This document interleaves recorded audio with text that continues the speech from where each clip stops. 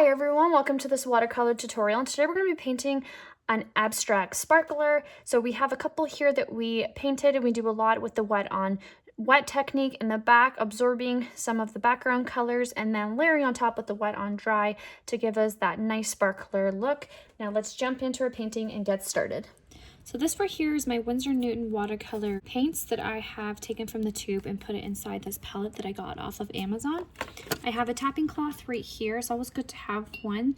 That way you don't have excess water on your page. I also have my two water cups right here. One I use for cool paints and one I use for my warmer paint colors. I also have right here my dryer. I like to use this to speed up the process between layers. These are the brushes that I use. These are the silver black velvet. I have size 12, 4, and 8, and these are the round tip brushes. So these are also some other brushes that I like to use as well. If I have a large area like a landscape, I'll typically use this brush. I also like to use bleed proof white. This is a very highly pigmented white, which will sit on top of any type of color. I'm using this painting as an example. I always like to have painter's tape on hand. I like to paint down my paintings. It's easier to one, film, and to also just keep everything from moving around and it getting a little messy. It also helps to protect your desk, which you'll see mine is very worn, so it definitely does help with that.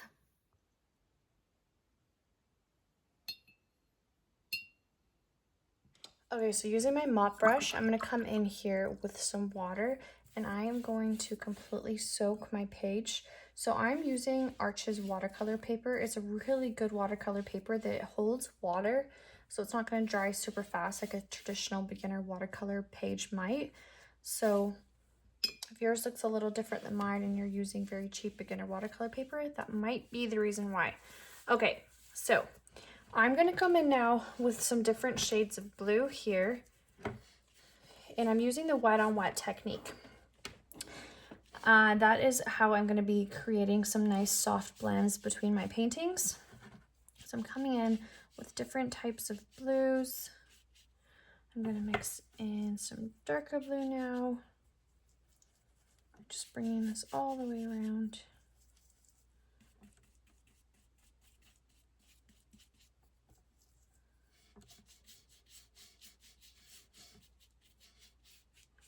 This particular painting, it reminds me a lot of a galaxy painting. You're just kind of throwing down your colors. It's very similar. Okay, now I'm going to switch to a more purple color.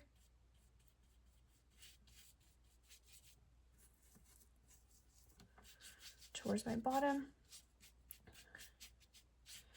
And this is just to represent the black sky. And I'm going to pull some indigo into my purple. Bring that in as well.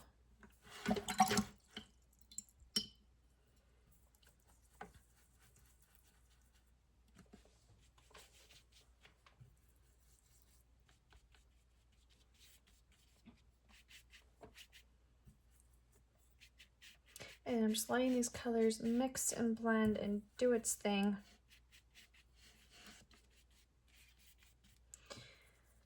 I'm actually going to bring this purple in over here. I'm going to grab some black as well, just to really get some darkness involved here.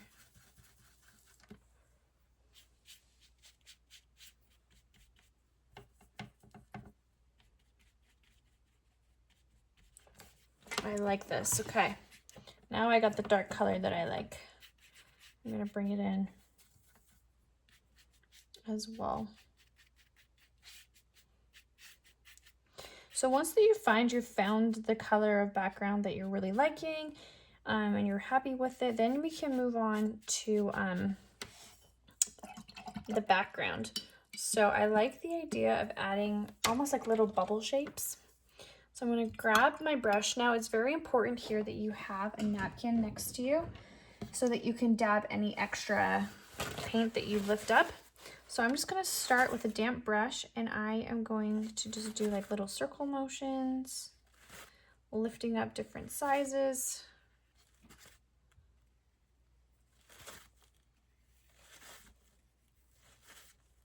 My page is actually really wet, so it's not staying.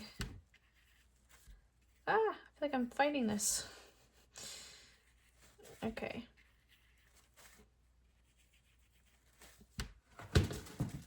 And then I'm going to come in with different shades of blue as well and do little circles.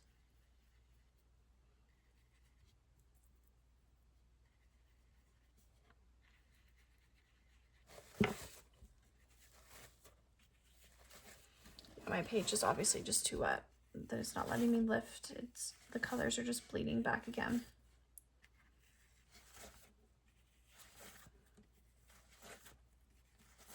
Okay, I'm gonna come back to my circles because my page is just not having it for now. And then I'm gonna, and by circles I mean like lifting my color. I'm gonna let it dry a little bit more. So I'm gonna come in with different colors here. I'm gonna come in with some reds and oranges.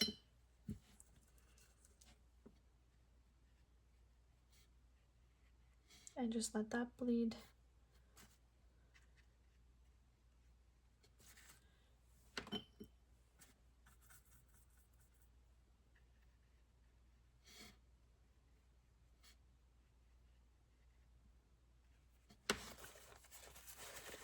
I'm also just gonna try blotting it here. I don't foresee how this would make it any different, but we're gonna try.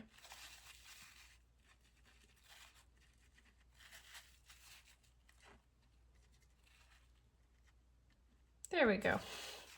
Using a napkin is actually working.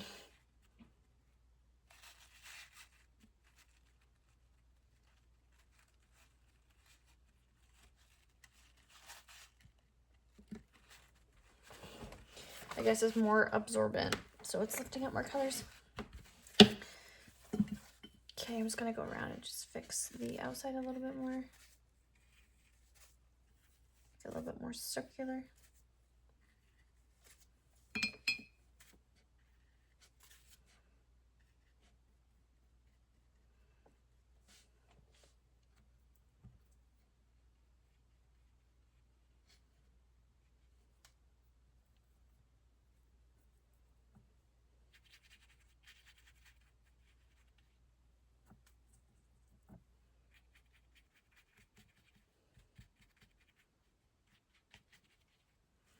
Okay, I'm feeling pretty happy about this. So now the next step that I have to do is I actually have to let this dry in order for me to do any other layers. So I'm gonna come ahead and just dry this.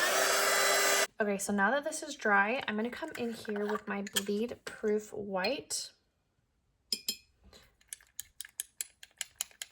I'm gonna grab a lot of this pigment here and I'm gonna start doing little shapes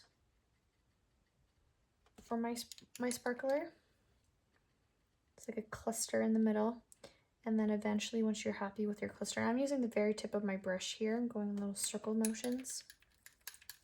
If you don't have bleed proof white, you can also just use acrylic or you can use some gouache as well. And then we can start to do the flicks coming from this. And you don't want to be too particular here. You want it to look random, small little flicks coming from it.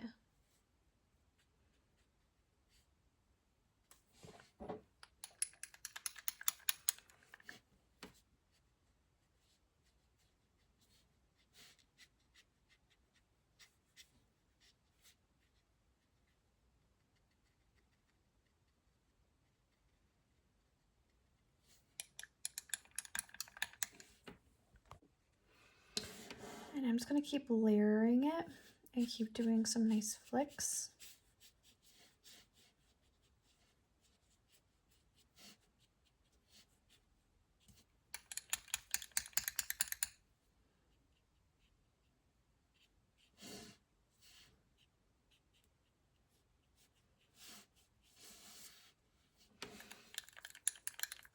And now I can come in and I can even use the tapping technique here. Getting a little closer to my page though.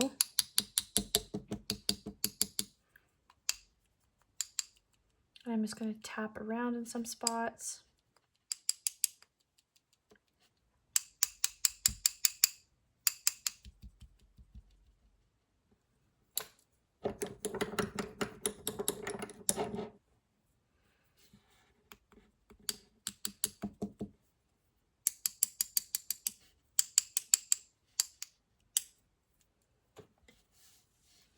I want it to be larger.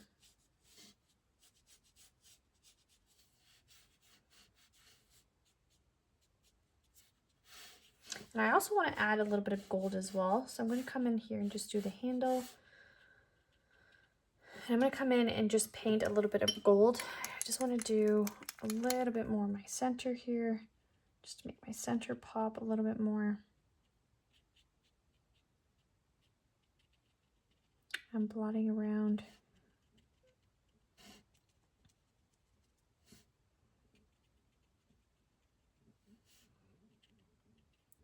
And I'm using the very tip of my brush, just doing bigger brush strokes here.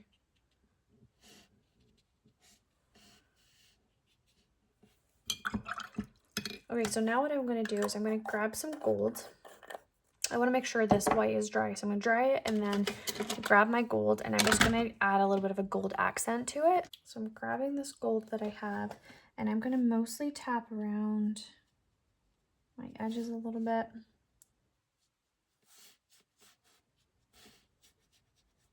Just doing little flicks. This is just to kind of complement, not be kind of so much the main focus here. But I am just coming in and blotting around some areas.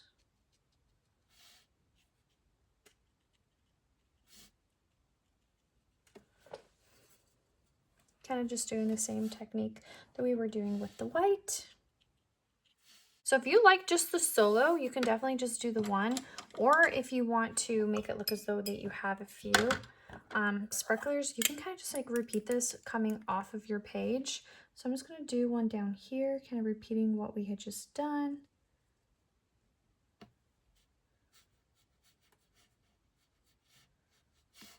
I'm going to have this coming all the way down.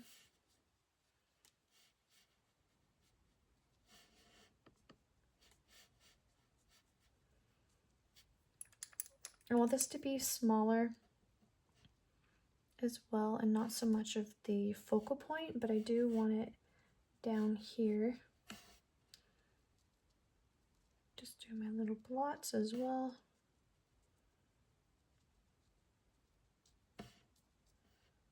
And my handle.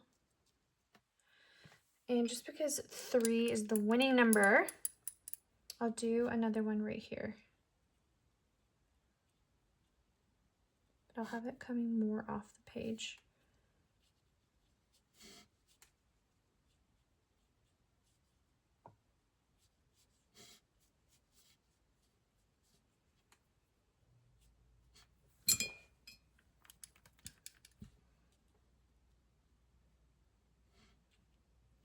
I'm gonna do some taps as well over here.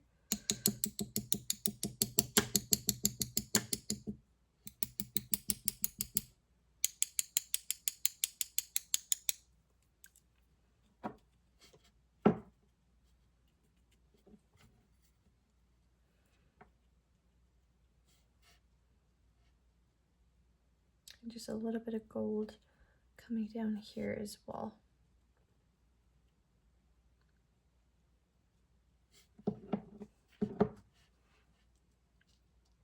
Anyway, you can have fun with this. Add as many or as little as you like. I do kind of want my center just to be a little bit more white, actually. So I'm just going to come in here and just add a little bit more white. Have this be the main focal point versus so much of the gold.